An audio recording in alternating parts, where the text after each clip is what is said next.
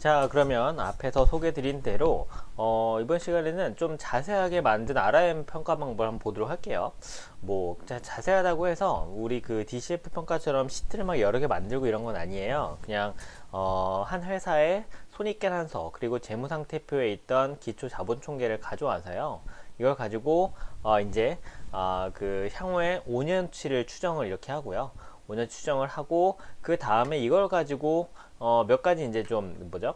그 가치 평가한 결과를 가지고 민감도 분석을 어떻게 해볼 수 있을지 이거에 좀 초점을 맞춰서 만들어 본 시트예요. 일단 이제 이것도 그 앞에도 보셨던 것처럼 그 한 회사의 손익계산서와 재무상태표를 이렇게 가져옵니다. 가져와요. 그런 다음에 향후 5년치를 이렇게 추정을 하죠. 이제 앞에서 말씀드린 것처럼 이 추정할 그 뭐죠? 손익을 5년치를 추정하면서 우리는 매출을 어떻게 추정하지? 그리고 비용을 어떻게 추정하지를 한번 고민해 보셔야 된다고 했죠. 이 추정을 어떻게 하지는 손익의 추정을 어떻게 할지는 이런 거를 보통 이제 프로포마라고 부르기도 하거든요. 뭐 이론적으로 이제 그 매출 추정은 어떤 방식으로 하냐, 비용의 추정은 항목별로 어떤 방식으로 하냐, 이게 이제 실무에서 주로 쓰는 방식들이 있어요. 그래서 예를 들면 매출의 추정이자면 항상 뭐 매출은 뭐 우리가 서비스를 팔든 그 재화를 팔든 몇 개를 얼마에 파냐가 항상 제일 그 뭐죠? 평가할 때 가장 주된 뼈대입니다. 그래서 예를 들면 이 회사의 경우에는 뭐 이제 완성차 제조업을 영위하는 회사를 가지고 평가를 했는데, 그렇다면 이 회사가 작년에 예를 들면 차량을 한 70만 대 팔았어. 그럼 그 다음 연도에는 몇 대를 팔지? 그럼 그 다음 연도에 몇 대 팔지? 이게 판매하는 수량, Q를 몇 개 판매할지 매년도마다 추정할 수 있겠죠? 이 뭐 판매하는 수량은 그 회사가 가지고 있는 사업 계획이나 공시된 사업 계획, 그리고 그 시장의 변화에 따른 예측치 등등을 한번 감안해서 평가할 수 있을 거예요. 그리고 Q가 추정이 됐다면 이제 몇 개를 팔지가 결정이 됐으니까 그 판매하는 그 재화의 판매 단가, 그러면 얼마에 팔 거야? 미래 얼마 팔까? 이거를 추정을 하면 결국 그 둘을 곱해서 매출의 추정을 확인할 수 있겠죠. 그래서 앞에서 우리가 그 간단하게 RIM을 그냥 해볼 때는 그냥 매출액이라는 것을 그냥 간단하게 몇 프로 이렇게 추정을 해봤는데, 뭐 그런 거 해봐야 뭐 이제 그런 방식으로 추정하자면 한 회사 평가할 때 뭐 10분도 안 걸리겠죠. 그래서 간단하게 하자면 뭐 그렇게도 할 수 있겠지만, 좀 더 정교하게 하자면 이제 이 회사 같이 자동차 판매업이라면 이 회사가 과거에 판매했던 그 자동차의 수량과 판매 단가를 가지고 추정을 해볼 수 있겠고, 그게 이제 매출이 되겠죠. 이 둘을 곱한 게 판매량 곱하기 판매 단가가 매출액이 되겠고, 이제 매출 원가는 그 회사가 판매한 그 차량의 판매량에 비례하는 것과 그렇지 않은 것들이 있겠죠. 그래서 판매량에 비례하는 건 재료비 같은 것들이 판매량에 비례하겠고, 급여 이런 것들은 판매량의 계단식으로 증가할 수 있지만 단기에는 고정이라고 평가할 수 있겠죠. 그래서 이 급여에 대해서는, 그 인건비에 대해서는 인건비 성장률을 태우는 방식으로 할 수 있겠고, 재료비 이거 평가하고, 그 다음에 판매비와 관리비에 대해서는 이 비용의 항목들을 좀 크게 나누어서 우리가 앞에서 추정했던 그 판매량에 비례하는 것과 그렇지 않은 것들로 나누어서 이렇게 평가를 해봤어요. 사실 얘도 간단한 평가입니다. 제가 기억하기로 이게 이제 이 완성차 제조업을 영위하는 그 회사의 평가를 뭐죠? 그 한 2시간짜리 특강을 가면서 회계 특강이었어요. 그래서 2시간짜리 회계 특강을 하는데 뭘 하지? 하다가 이제 그러면 그 회사의 재무팀 이제 뭐 굉장히 한 4, 50명 됐던 것 같은데, 그 재무팀 임직원들을 대상으로 하는 강의였기 때문에 당신들이 만든 그 재무제표를 가지고 우리가 간단하게 평가를 할 수 있고, 그 평가의 결과가 여러 가정치에 따라서 어떻게 변화되는지도 확인할 수 있고, 뭐 여러 가지 그 회사의 지금 현재 실질적인 기업의 가치나 아니면 현황을 잘 표현하기도 한다, 이런 걸 보여주고 싶었거든요. 그래서 이렇게 평가를 하고 그에 따른 민감도 분석을 하는 게 그 강의의 주였어요. 그래서 이거 만들 때 제가 기억하기로 한 한 2시간, 3시간 걸릴 동안 완전 아무것도 베이스가 없이 그냥 만들 때요. 그래서 여러분들도 좀 습관이 되면 이것보다 훨씬 더 정교하게도 만들 수 있지 않을까 생각을 합니다. 자, 돌아와서 저는 이 회사의 그 손익계산서와 재무상태표를 가져온 다음에요. 그 회사 사업보고서에는 이 회사가 실제로 과거에 몇 대의 차량을 판매했는지가 나와 있었거든요. 전 세계적으로. 그래서 그걸 가져와서 매출의 추정, 그 판매량과 판매 단가를 구성하고 비용도 아까 말씀드린 것처럼 좀 상세하게 구성을 하면서 여기에 들어가는 여러 가정치를 가지고 뭘 하려고 했냐면, 자, 이런 전제를 깔았어요. 그 회사에는 판매부서, 제조부서, 연구, 구매부서 이렇게 뭔가 특정 KPI를 갖고 있는 부서들이 있다. 그 KPI를 달성하기 위해서 그 각 부서는 열심히 이제 경영의 의사결정을 수행해 나가는 거죠. 이때 각 부서들이 있을 법한 이거 그냥 가정을 한 거예요. 그래서 예를 들면 판매 부서의 경우에는 판매량 증가율 5% 정도 매년 증고 있고 판매 단가도 3% 정도 매년 증가시킨 걸로 잡고 있는데, 그때 판매 부서는 이 판매량을 증가시키기 위해서 이제 영업직군이 여기 포함될 거 아니에요. 그래서 판매량을 증가시키기 위해서 판매 수수료를 지급을 하는데, 영업직군들에게 이 판매 수수료를 매년 증가시키는 방식으로 판매량을 증가시키기 위한 뭔가 동력을 주고 있었다 라고 그냥 가정을 해봤어요. 그래서 그 가정에 따라서 지금 현재 판매부서는 매년 판매량을 5% 증가시킬 때 한 대당 판매 수수료, 판매를 하고 나서 받는 그 판매 수수료가 매년 20%씩 증가되지 않을까 라고 그냥 가정을 때려서 그 가정에 따른 이런 평가를 이렇게 한 거예요. 그 미래 이제 손익에 추정을 한 거예요. 그래서 판매량 증가 5%니까 거기에 비례해서 넣고, 대당 판매 수수료 증가율은 결국 이 회사 손익계산서에 판관비의 판매 수수료에 들어갈 거기 때문에 얘를 가지고 이제 대당 판매 증가가 몇 프로씩 20%씩 뛴다는 걸로 가정을 했죠. 뭐 제조부서도 마찬가지, 연구, 구매부도 마찬가지예요. 각각의 KPI라고 할 수 있을 법한 애들을 가정치를 제가 임의로 넣어서 여기에다가 이렇게 평가에 구성을 했죠. 그래서 이렇게 평가를 한 다음에 RIM 평가를 해서 이제 그 주주요구 수익률 10%로 아까 이제 주주요구 수익률이 좀 중요한 지표라고 했죠. 10%로 넣어서 그 회사의 가치평가가 한 주당 주식가치평가가 딱 얼마입니다 라고 평가를 했어요.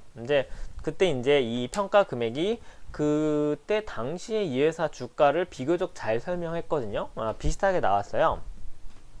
그런 다음에 이제 이런 걸 해보는 거죠. 자, 이 회사 보세요.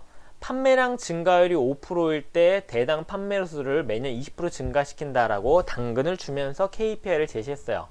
그래서 지금 11만 8천원의 주가가 있는데, 만약에 이렇게 이제 민감도를 하는 거죠. 판매부서에서 이런 제안이 왔어요. 지금 우리 판매량 5% 증가시킬 때 판매 수수료를 매년 대당 20%씩 증가시킨 걸로 잡고 있는데요. 이거 우리한테 대당 판매 수수료를 20%가 아니라 30%로 늘려주세요. 그럼 우리가 판매량을 매년 5%가 아니라 8%씩 증가시켜 볼게요 라고 제안이 왔다라고 한번 해봅시다. 그럼 여러분들이 그 회사의 경영진이라면 이 제안을 수락해야 될까요? 라는 질문인 거죠. 결국은 이거 여러분들 한번 생각해 보시겠어요? 이거 그냥 이 모델을 사용하지 않고 판매량을 8% 증가시키는 대신에 한 대당 지급하는 판매 수수료를 매년 30%씩 증가시키는 걸로 지금 제안이 들어왔어요. 받아들인 게 맞을까요? 여러분들, 판매량이 증가하면 이 회사의 주식가치는 오를까요? 떨어질까요? 당연히 오르겠죠. 한 대당 팔 때마다 판매 이익이 생길 거라고 가정하니까, 이게 이제 공원이익, CM이라고 부르죠. 팔면 팔수록 이익이 많이 남는 구조 아니겠어요? 당연히. 그래서 그렇다면 판매량 증가율이 높아지면 당연히 수익이 증가하니까 이익이 증가할 거라고 가정하고 주가도 오르겠죠. 근데 대당 판매 수수료가 매년 20%가 아니라 30% 증가하니까 얘는 비용이잖아요. 얘가 증가하면 그만큼 또 이익은 줄어들 거예요. 그래서 이렇게 하는 게, 이 제안을 받아들이는 게 우리 회사에 맞냐 틀리냐 라는 걸 한번 생각해 보자는 거죠. 사실 그냥 계산해서 몰라요. 그래서 이 모델 같은 걸 모델을 만들어 놓으면 장점이 이제 이런 거를 계량적으로 계산해 볼 수 있다는 거죠. 자, 그래서 지금 한번 해볼까요? 간단하게. 그래서 지금 이 상태로 한 주당 주가를 추정한 게 11만 8천 원이거든요. 얘를 이제 밑에다가 값복사를 해놓고, 자, 다시 값복사를 해놓고요.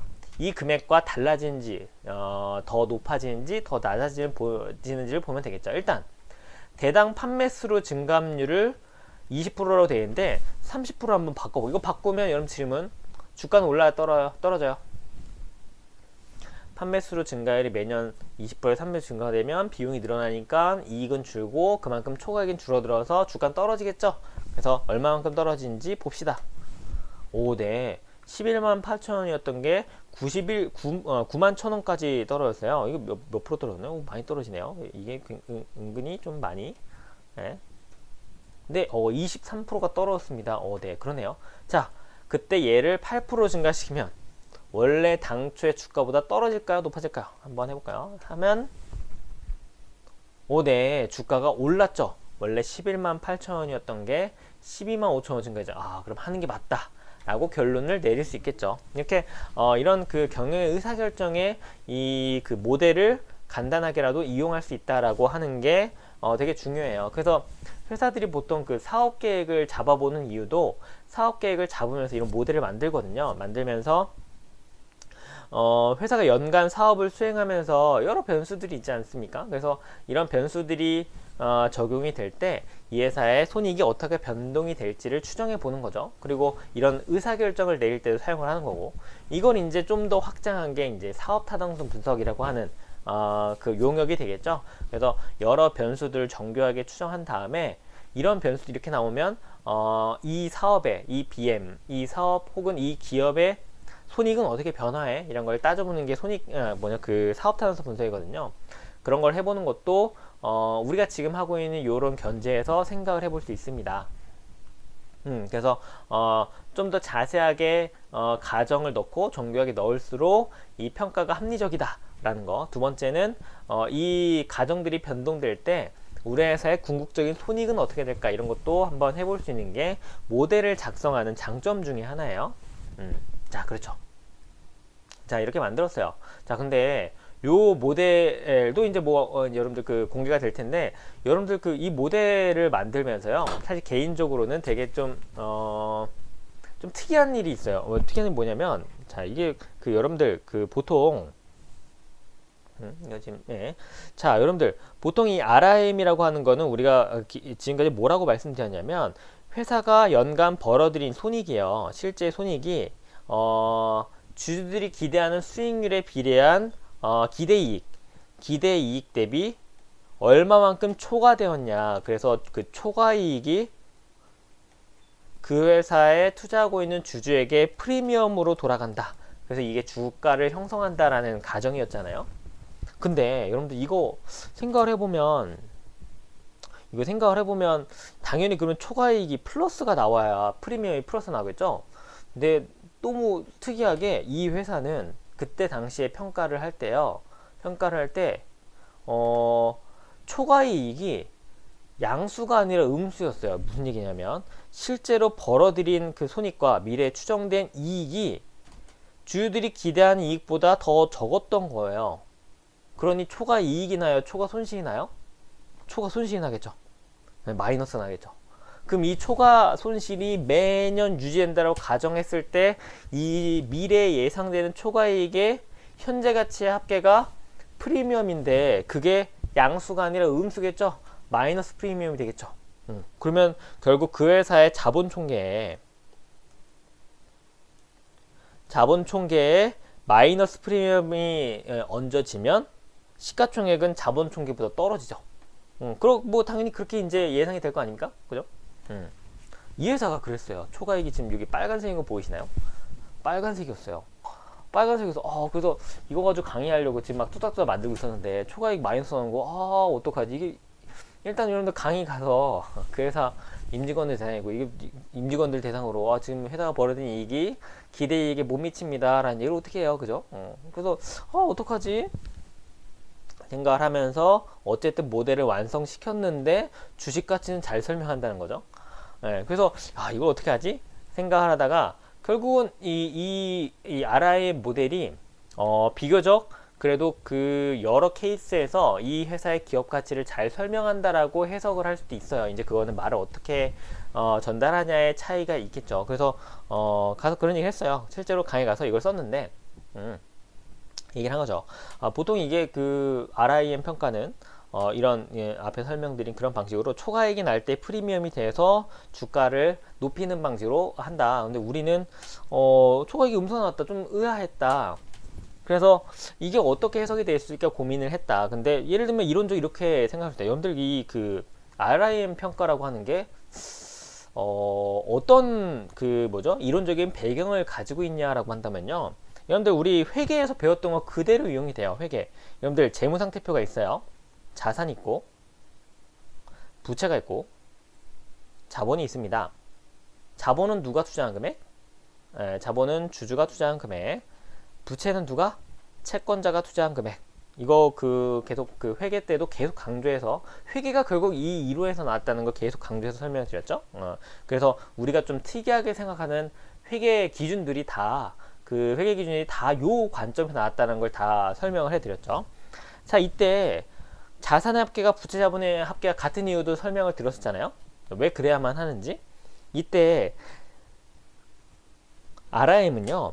이 회사에 투자하고 있는 주주가 이렇게 자본을 넣었다는 얘기는 그만한 자산을 형성하고 채권자들이 넣은 부채와 포함돼서 이제 전체 자산을 구성한 다음에 이 자산이 결국 여러분들 회사가 들고 있는 자산은 결국 이 회사가 영위하는 사업에 투입이 되어서 회사의 수익을 높이는 데 사용이 될 거예요. 결국 이 자산이 효율적으로 사용이 되면 그 회사 손익계산서의 매출액을 늘리는데 사용이 될 거라고요. 그래서 이 매출액에 소요되는 일정한 비용을 빼고 나면 얼마 정도의 이익이 나는다라고 할 수 있는데 그래서 시장에 그 회사가 속해 있는 업종에 투자하는 주주들이 기대하는 수익률을 곱한다는 얘기는 결국 같은 업종에 있는 회사들은 가지고 있는 자산의 종류도 비슷하고 그 자산을 최대한 효율적으로 사용했을 때 벌어들이는 매출액의 수준도 비슷하지 않겠느냐. 그런데 그 와중에 초과액이 나면 시장에 있는 애들보다는 분명히 뭔가 프리미엄이 있어야 되니까 이제 그걸 가지고 RIM의 평가를 말씀드렸잖아요. 근데 이 회사는 이 자산들을 태워서 돈을 버는데 그 돈을 버는 매출액의 수준이 생각보다 높지 않은 거예요. 그렇기 때문에 이익이 충분하지 않아서 초과 손실이 나는 거죠. 그래서 이걸 어떻게 얘기했냐. 아마도 그 회사가 가지고 있는 자산 중에 적지 않은 금액이 수익을 일으키지 못하는 상태일 것이다 라고 해석할 수 있다 라고 얘기를 그 당시에 강의 때 했죠. 딱 거기까지밖에 안 했어요. 그래서 자산 중에 큰 규모의 자산이 사업활동에 투입되지 못했거나 효율적으로 이용되지 못해서 매출을 적당히 일으키지 못했기 때문에 이익이 충분하게 안 났을 거다라고 해석할 수 있다 라고 했더니 임직원분들이 난리가 난 거예요. 막 맞다 라고 막 박수치면서. 어쨌든 그 회사는 그때 당시에 이슈가 있었어요. 그 실제로 가지고 있는 자산 중에 굉장히 큰 규모의 자산이 근시일 내에 수익을 일으키는데 도움을 주지 못하는 종류의 자산으로 투입이 됐었거든요. 이제 그게 이제 뉴스에도 크게 났고 굉장히 사회적으로 큰 이슈가 되었던 항목이에요. 그래서 어쨌든 뭐 아시는 분은 아시겠지만 그렇기 때문에 이게 마이너스 초과이익이 나오기 때문에 자본 총계를 깎아먹는 시가총액이 나오게 되는데 이 시가총액이 지금 현재 시가총액을 잘 설명한다. 그러니 이 RIM이라고 하는 그 평가가 의외로 굉장히 그 이론적으로 탄탄하다 라고 해석을 할 수 있다라고 말씀을 드렸죠. 이해되시나요? 그래서 우리가 알고 있는 그 재무상태표의 기본적인 논리 와 가치평가의 기본적인 논리 등등이 다 여기서 설명이 되잖아요. 그래서 이 RIM이 이론적으로 이런 우수함이 있다라고 얘기를 했던 기억이 납니다. 자, 어쨌든 그건 그거고, 제가 여러분들로 하여금 이 RIM 평가를 좀 설명드리는 이유는, 여러분들이 아마 그 제 강의를 듣고 있다면, 아마 그 지금 이걸 듣고 있다면, 저로부터 이제 회계 강의를 들었거나 가치평가 혹은 뭐 사업단원서 뭐 이런 강의를 들으셨을 거예요. 그러면서 이제 제가 이걸 소개했을 것 같긴 한데, 여러분들이 그 배우고 있는 회계가요. 회계, 재무제표. 이게 그 간단한 분석과 함께 여러분들이 그 회사 사업의 일정한 그 지식을 가지고 공부를 해서 지식을 가지고 엑셀로 이걸 표현할 수만 있으면 그 회사의 가치평가, 지금 우리가 보신 것처럼 이런 평가 같은 게 충분히 가능합니다. 그렇게 어렵지 않은 상태로. 예, 시중에서 많이 쓰는 DCF라고 하는 건 좀 어렵고 시간이 오래 걸려요. 가정이 많이 들어가고 그 회사 내부 정보를 어느 정도는 알아야 되는 좀 이유가 있는데, 그런 그 알아야만 하는 뭔가 좀 어려운 이유가 있는데, RIM은 그렇지 않아요. 재무제표를 가지고 그 회사의 사업 내용을 이해하면서 일정 수준까지는 평가를 할 수 있다는 장점이 있어요. 그런데 그 결과가 의외로 주식 가치를 잘 설명합니다. 그래서 여러분들이 배우고 있는 그 사업과 회계에 대한 이해를 가지고 이런 것도 해볼 수 있다는 동기부여를 드리는 측면에서 이걸 좀 설명을 드렸어요. 요거보다 좀 더 자세하게 여러분들이 공부를 더 하면 이 모델보다 훨씬 더 정교하게 만들 수도 있을 겁니다. 그래서 여러분들이 그런 방식으로 회계를 공부하시면서 그 회사의 업종이나 사업에 대해서 공부하시면서, 혹은 뭐 개인적인 투자 목적으로 이런 걸 공부하시면서 이런 것들도 엑셀로 같이 한번 만들어 보시면, 이걸 여러 번 하잖아요. 그러면 이제 이게 이제 머릿속에 박혀요. 그러면서 새로운 회사들 볼 때 대략적인 숫자만 보고 그 업종에 대해서 내가 한번 평가해 본 적이 있다라고 한다면 이 엑셀을 쉽게 만드는 것 외에도 대략적으로 감이 생겨요. 투자의 감, 뭐 이걸 투자에만 쓴다는 얘기는 아닙니다만 그런 감이 생길 수 있을 겁니다. 그래서 공부를 하실 때 이런 엑셀 같은 걸 실제로 만들어 보면서 숫자를 보고 판단을 해 보시는 것도 좋지 않을까라는 생각이 들어요. 그래서 이런 걸 만들어 놓으면 이제 회사의 호재가 될 법한, 악재가 될 법한 뉴스가 딱 터졌을 때 그 효과를 계량적으로 여기에 이 모델에 반영하면 그걸 반영했을 때 공정한 주가는 얼마가 돼야 된다, 뭐 이런 것도 계산을 해볼 수 있습니다. 그래서 여러분들이 나중에 뭔가 투자를 한 다음에도 써볼 수 있다, 이런 장점이 있다는 걸 좀 기억해 주시면 좋을 것 같아요. 자, 그래서 이번 시간까지 RIM에 대해서 그 얘기를 해봤고요. 이걸 하면서 우리가 이제 좀 이론적으로 알아야만 하는 것들, 뭐 그 예를 들면 지난 시간에 이제 그 현재가치평가, 그리고 터미널 밸류, 뭐 이런 얘기를 자세하게 설명드리지 않고 넘어갔거든요. 얘는 다음에 한번 몰아서 설명을 할 기회를 한번 가져보도록 하겠습니다. 자, 지금까지 RIM의 그 실습을 한번 해봤습니다.